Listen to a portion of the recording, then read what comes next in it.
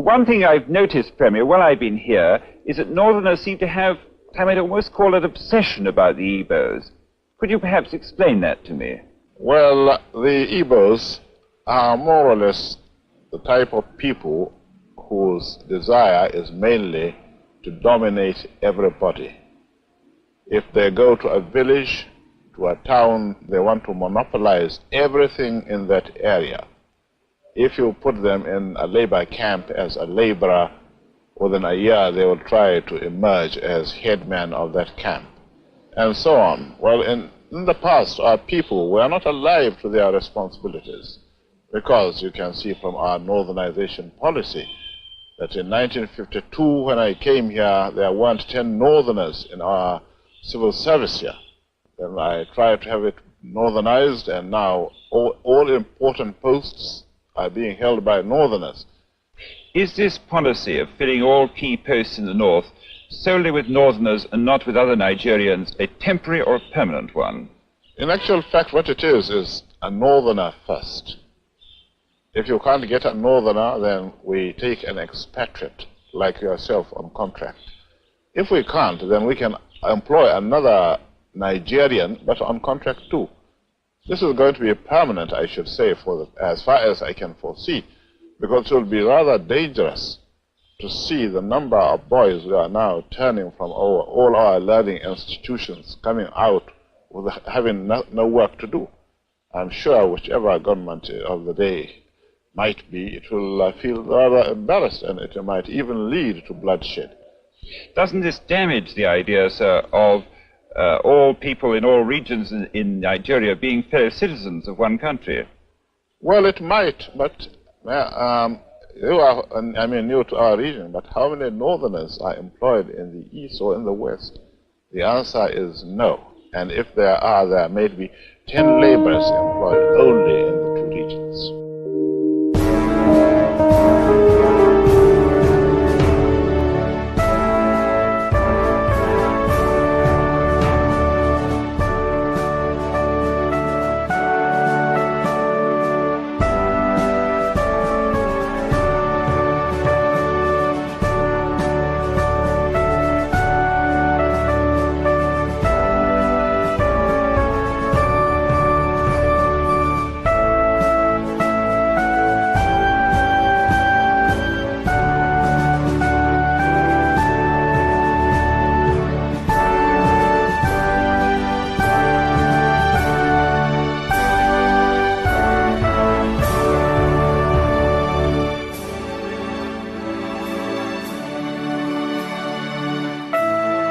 Now, footage has shown the moment that the Rev Fr James Anelu, the parish priest of the Holy Trinity Catholic Church, Ewowa, in Ikorodu, Lagos, Nigeria, banned Igbo songs in his parish, arguing that the excesses of Igbo must be contained.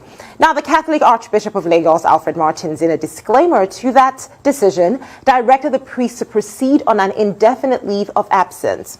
So it was learned that he had angrily stopped a soul lifting chorus during the second collection, noting that the Igbos cannot keep dominating other people in his Catholic parish. In fact, one of the videos from the scene showed where the church members revolting shortly after he announced the ban, and then, this led to some chaos in the church. The priest stood his ground, however, and threatened members with the wrath of God, and also told them that if he goes to Colombia and starts speaking Yoruba, that the people would stone him. Now, quite honestly, this story has been received with so many harsh reactions. I mean, he tried to even narrate an incident where he went for a burial mass in the southeast, and he was denied the chance to say the mass because he cannot speak Igbo. And then he went on to ask why Igbos will be singing Igbo songs in a church in Lagos, and then questioned if the plan is to drive other tribes away from the church, claiming that the Spirit of God recognizes only geographical languages of the parish. Obviously,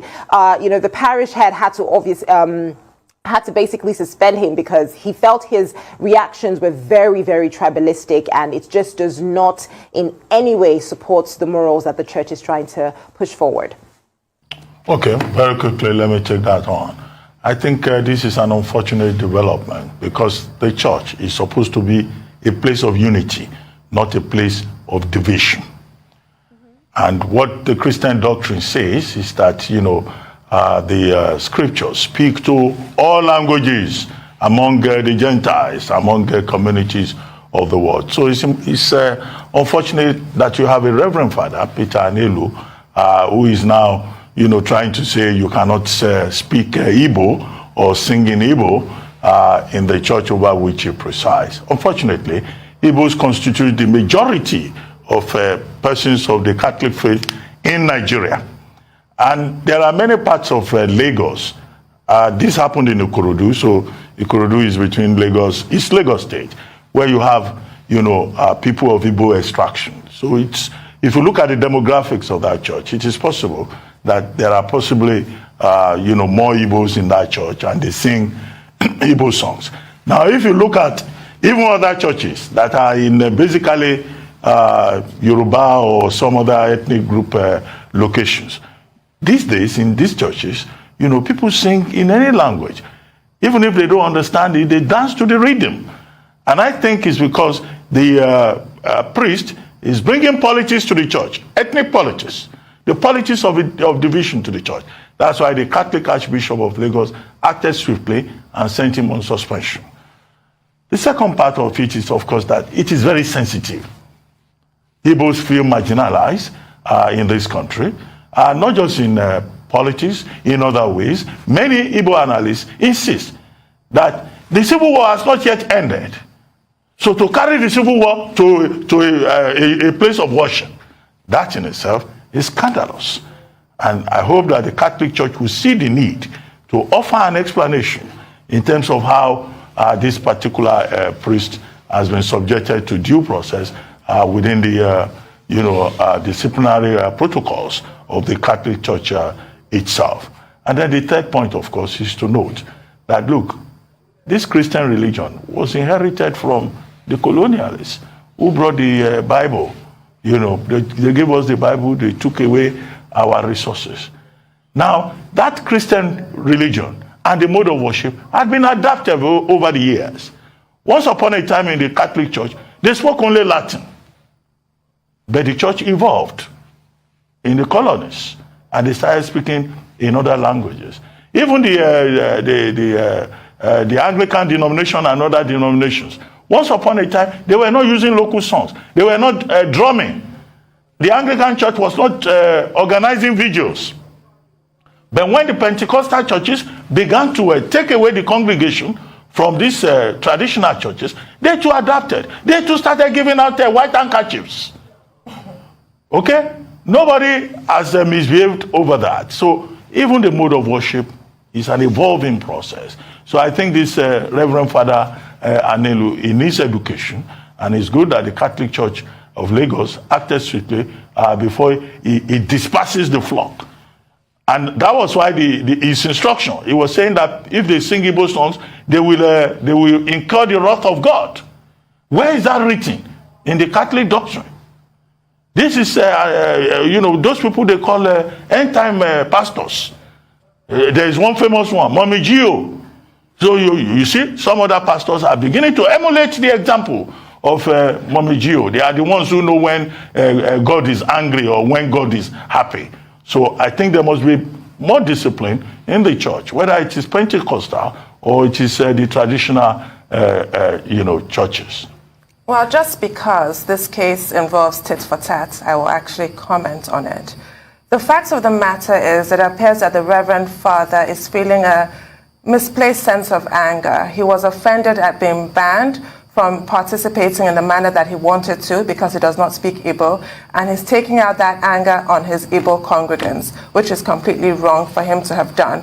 And it's very important that the Catholic Church stepped in, because what the Church is interested in, really, is building a unified body of Christ, not for anybody to be so divisive. The fact of the matter is he made a really incendiary comment, and I do think that whatever disciplinary measures are taken will be in order.